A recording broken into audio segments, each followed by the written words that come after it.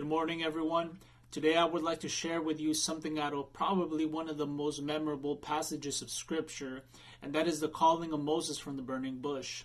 In Exodus 3, we find Moses. He's a fugitive.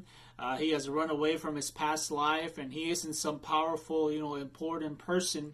He's just a shepherd. But God calls him. And in the way that he calls him, God makes a very powerful statement about what God can do.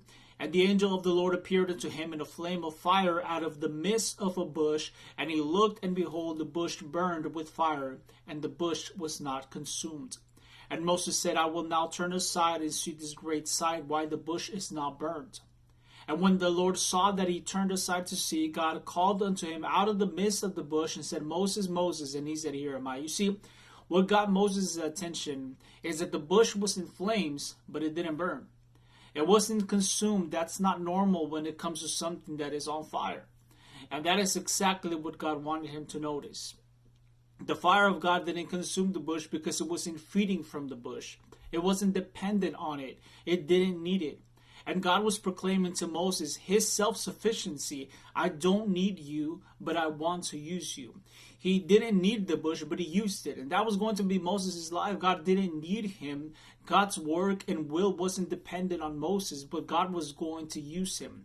Moses, that fugitive, that stuttering, unknown keeper of sheep, that was in no way fit for the task, God said, I can use you.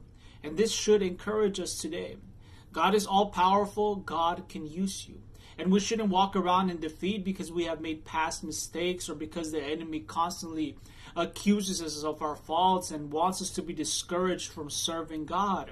I'm in no way trying to belittle sin that has to be dealt with or changes that we can make with God's help, but to be discouraged from serving God because we stumble or because we are not as important as other people or we're not in the positions of others or we don't have the abilities that others have, that is to forget that God is self-sufficient, that He can use you. He can use you today, your life, your actions, your words. He can use all of that. If you like Moses, answer, here am I. On the other hand, sometimes we live as if we are doing God a favor, and we get a sense of entitlement in our lives because we are doing good things, as if God needs us, when the reality is that we are nothing without Him. We go through our day thinking that we are the self-sufficient ones, and God can very quickly remind us that we are mistaken. So let us not forget it is God.